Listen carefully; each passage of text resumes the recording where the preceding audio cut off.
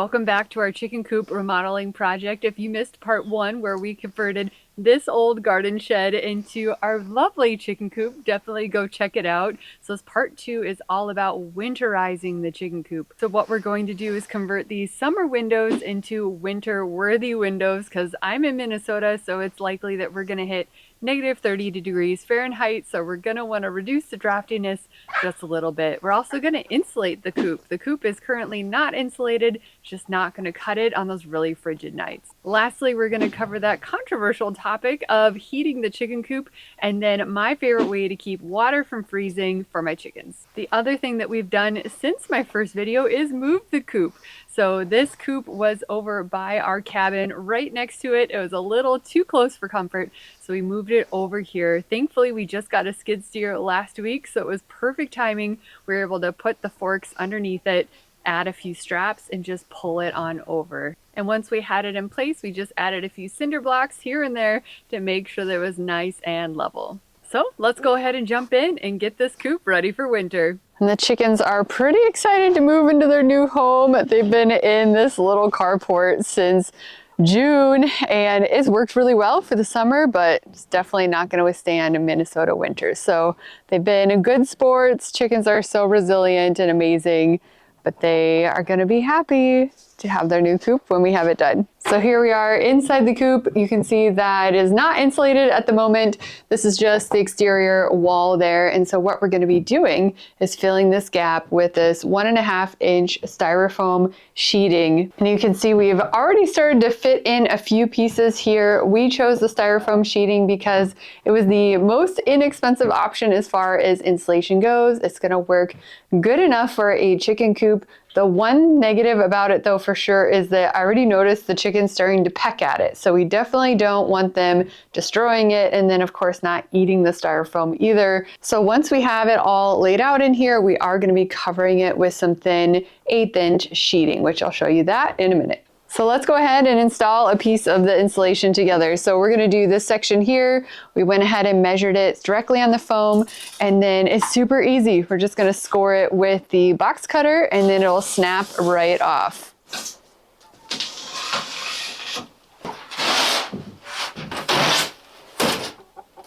Super slick. So here it is, it fits like a glove. So we just ran it up to the standard 4-foot width of the board, and then we're gonna have the ceiling board come down to match it.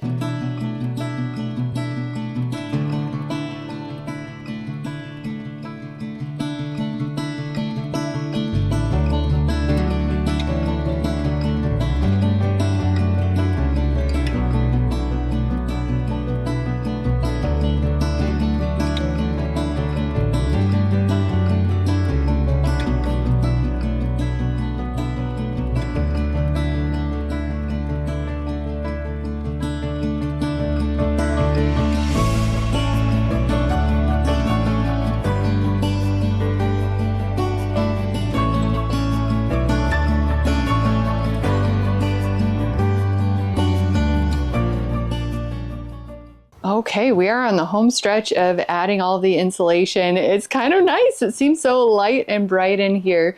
So a couple other things that are happening is we are adding some roofing nails, just a couple, not too many, just to hold it in place, especially these ceiling pieces. Now the key before you put the panels on is marking where the studs are. So what we did is just took a Sharpie and made a marking on the exposed wood so we know where to nail it in. And then the next step that we're working on is adding this 1/8-inch panel board. So I'm adding this because this styrofoam, the chickens are absolutely going to peck at it, destroy it, and I definitely don't want them consuming styrofoam. So this board is going to create a great barrier. Again, we're just nailing it on with those roofing nails, following those same marks on the wood. And as much as I would love to keep it going and do the whole ceiling with this panel board, we're really trying to do this coop remodel as inexpensively as possible. So we're just going to keep it where it's absolutely needed, which is going to be the bottom area and then up around the roosting bars to keep the chickens from pecking at it. It's nice and chilly this morning. It got down to 28 degrees. Now this is just child's play for us here in Minnesota. It's probably going to get at least 60 degrees colder. we can often hit negative 30 degrees around here. So we definitely need to keep going on our chicken coop winterizing project. We have the insulation all finished now. So next we need to work on those windows. So here is the current state of the windows. If you missed part 1 of remodeling this chicken coop, definitely go watch it. I'll link it below so you can see how I created these windows.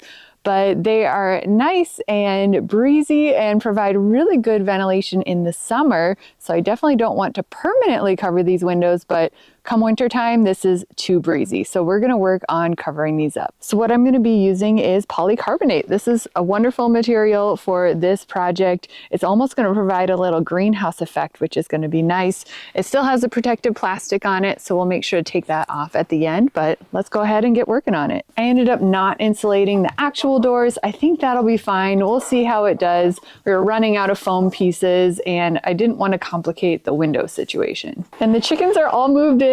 They are loving it in here. So we have the roosting bars and they're already pooping on the wall, which is great. But you know, that's just how it goes. I do have the feeder in the coop just because we don't have the run yet. So next step, phase 3 is building the covered run. So definitely make sure you subscribe so you can follow along when we do that. So the feeder will eventually go out in the covered run, which is my preference because A, it encourages the chickens to go outside, and then B, I don't want to encourage other critters inside the coop like mice and that type of a thing. But for now, this is working. And then to protect them, we are using electric poultry netting. I'm a huge fan of this kind of fencing. You can see I'm also using it, sorry, that sun is bright, but I'm also using it around my garden as well. I've been using electric poultry netting for many, many years. It's just awesome. And thankfully, now that we have power in the coop, so we just have an extension cord going out to our power source, which is over by the garden shed. So we're using this unit right here, mounted it on the wall to run the fence until we can get the official run created out there. So I'll make sure to link this as well if you're interested. You can also run electric poultry netting off of solar, which we've done for many years as well. So if you don't have power,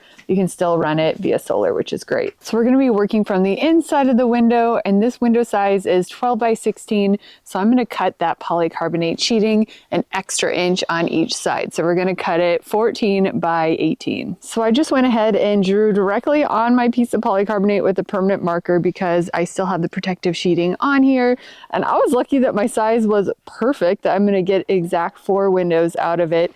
I have 2 windows on the front and there is 1 window on the back. You guys can see it there. So I'll have 1 extra. Maybe I'll add a window someday, or who knows. I'm sure we'll find a use for it at some point. So I'm going to go ahead and get cutting.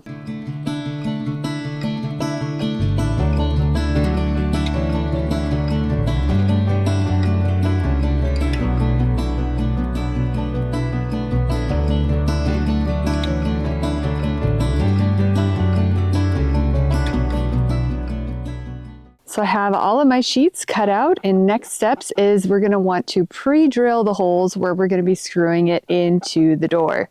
Well, hi Mabel, you gonna help? And that's because this polycarbonate is really prone to fracturing, so we don't want to just start drilling into it. We need to be really gentle with it. So what we're gonna be using are these wafer head screws. These are also like sheet metal screws, and I really like these because they have a big head on them, so they're gonna hold the polycarbonate in place. They also have a flat underside, so it's not gonna stress that polycarbonate. We're also gonna pick a drill bit that is slightly wider than the screws that we're using because we don't want the threads of the screw to shred the polycarbonate. So let's get drilling.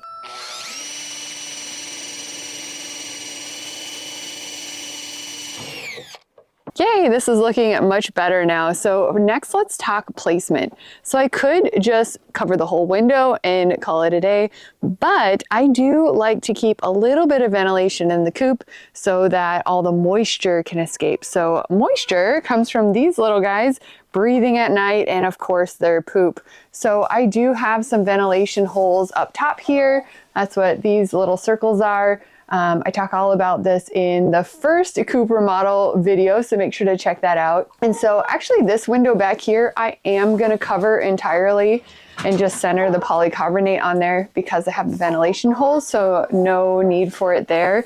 But up here on this side of the coop, I am going to bring it down just slightly. So maybe an inch is about what I'm looking for. So I don't want it to get super drafty, but I do want some moisture to be able to escape over here, and moisture is going to rise with the heat rising, so we want the strip exposed on the top.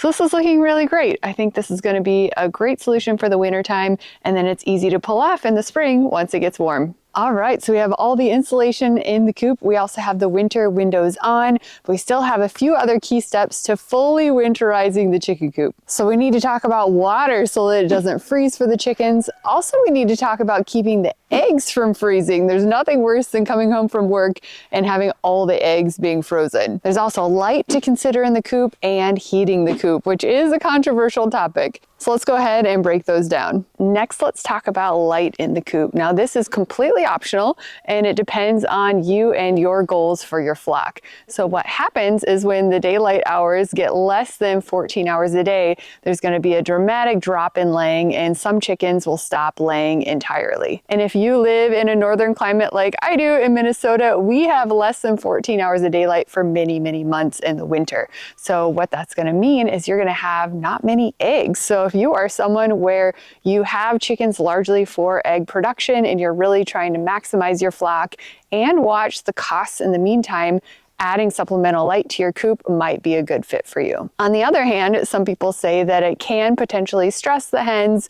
You know, it's not a natural part of their life cycle. They're meant to have that rest in the winter time. So if that's you and you decide to follow their natural rhythms and not add supplemental light, that's totally fine too, but you will ultimately have less eggs and then just be feeding your chickens all winter long without a lot of eggs in return. So what do? I'm somewhere in the middle. I like to give them a little bit of a rest, so I won't turn on the light right away as soon as our daylight hours get less than 14 hours. But usually around first of the year, I will start turning on the light and kind of gradually building it up to kind of get them kicked back in. And we were lucky that this garden shed originally already had power wired into it. You can see there's an extension cord that goes into the back there. And so there's already a light bulb up there, which is awesome. So all I'll need to do once I'm ready to turn on the coop light is just get a little lamp timer, and I can just set the hours that I want it to kick on and kick off. Now the key is to only have the light come on in the early morning hours. You don't want to do it in the evening, because when they see that the sun is setting, they're ready for bed. They don't want to go in the coop and then have the light on for hours. So I usually have it kick on, 4 a.m. and then kick off around the time the sun comes up. So as far as water in the coop, it can be pretty tricky, especially in Minnesota where things get really, really cold. We tried many different methods over several years, and they were all marginally better until I discovered heated dog bowls. These are thebomb.com. I absolutely love these, and not all of them are created equal either. I've been through many different brands. This is the one to get. I'll make sure to link it below, where the other brands I've tried, they would crap out after just a month or two. They would short out, I'd come out, and the whole thing is just a block of ice. So this is the one to get. I also like this big capacity, so 1.5 gallons. So for my big flock, when I had 40 chickens, I would just run 3 of these. Now that I have a smaller flock with the smaller coop, I'm gonna have about 20, 25 chickens. I'll just run 2 of these. So here is how I have them set up, and there's a few things going on here. First, I like to prop them up on just some bricks or cinder blocks. If you have them, it'll just keep the water a little bit cleaner.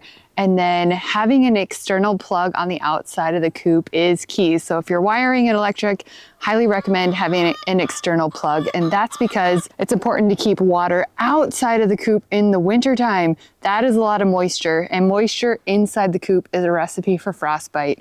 So you want to keep it outside.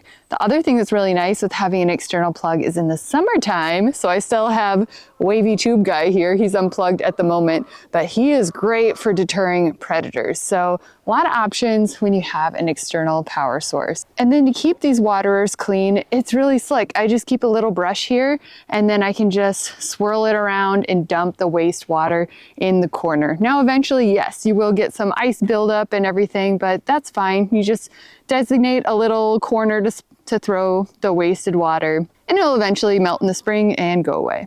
And as far as how I fill these is I just save my leftover white vinegar gallon plastic jugs, and they're super easy to fill up and just haul out here and top them off. Next, let's talk frozen eggs. When it's really cold out, the eggs will freeze. And if you're like me, I worked full time and commuted for many years when I had chickens. So often I would come home from work and have a bunch of frozen eggs. And so what we've done for this rollaway nest is Ryan is super smart, and he actually wired in some heating elements in here. I wish I could explain this better to you guys, but if you have some electrical knowledge, hopefully you can replicate that. Otherwise, ooh, looks like we have an egg already. Good job, ladies. Otherwise, if you're not using a rollaway nest, you could use a heated seedling mat. So I've done that in the past as well, and just put it in the nesting box. And then the hens love it as well. So highly recommend that. I'll make sure to link my favorite seedling mat below. So we've saved the best for last. Let's tackle that controversial topic of heat in the chicken coop. While it may feel like you're doing your chickens a favor by heating the coop all winter long, it's actually going to cause more harm than good. Risk number one is fire if you're going to use those traditional heat bulbs. They're going to be suspended over flammable material. I've heard of so many horror stories of coops burning down and people losing their entire flocks. So let's say you don't use a heat lamp and you use a radiant heater or some other forms that are safer, which we'll talk about in a moment. Is there anything wrong with that? And yes, the problem with heating the coop all the time is the chickens never adapt to the cold. So if you happen to have a power outage and the temperature of the coop plummets, your birds could very well die because they're not adapted and adjusted to those cooler temperatures. The third thing that can happen if you're routinely heating the coop is your chickens aren't gonna wanna go outside. It's nice and cozy and warm in the coop. They're not gonna wanna go into the run or even free ranging if you're letting them do that. Chickens will enjoy going in the snow, believe it or not. Not all of them, but some of them will. And so if they're trapped in the coop, that means A, they're pooping a lot in the coop, which means more moisture in the coop, which can lead to frostbite, which we don't want. Plus, I think it's just good and healthy to get the chickens out in the run. And if you follow my part 3 video, which is coming of making a covered run and wrapping it with plastic, it actually makes a really enjoyable outdoor environment for them to get out into. Now, what about when the temperatures get really, really cold? We're talking -20, -30, -40. That's when the situation changes a little bit. I personally do turn on a heat source anytime it gets below -20. And the key with that is just to bring the temperature up a little bit. We don't want to make it super warm in there, because if you've not been using heat in the coop, your chickens are adapted and comfortable in those cooler temperatures. So just a little bit of heat just to keep that danger zone away is what we're looking for. Now that we're inside our lovely coop, let's talk about what kind of heat source I'm going to use. So I'm definitely not going to use a heat lamp. Again, it's a fire risk and it's just an energy burner. It's not very energy efficient. So instead, my favorite is a radiant heat plate. And you can see the one that I've ordered here from Chick Cozy. I have it on order. Unfortunately, is not here in time for me to show it to you guys in this lovely video. I did a lot of research and this is the one to get. I love it because it's super safe. It's not going to catch anything on fire. It's also very energy efficient, and it even comes with a remote control. I'll make sure to link it below. It's from Chick Cozy, which is the same brand that made my awesome automatic chicken door. So love their stuff. If you shop through my link below, I believe you'll get an automatic 5% discount. So that's always nice. And it comes with a wall mounting kit. So I'm just going to mount it on this back wall here, maybe on the sides. We'll see how I feel when I'm getting to the mounting part and feeling how it distributes the heat. And then because we've done a great job insulating the coop, the window is not drafty, it should really help retain that little bit of safe heat that it puts out. Well, that was super fun. Thanks for coming along on the journey of winterizing this chicken coop. Now, we did miss one step that I typically do, which is wrapping plastic around the covered run, but we haven't built the covered run yet. So that is the next steps for us. And I'll make sure to film the whole process on how to build it from scratch. So make sure to subscribe so you don't miss part 3 of our whole chicken coop setup. Again, thanks for being here, and I'll catch you next time.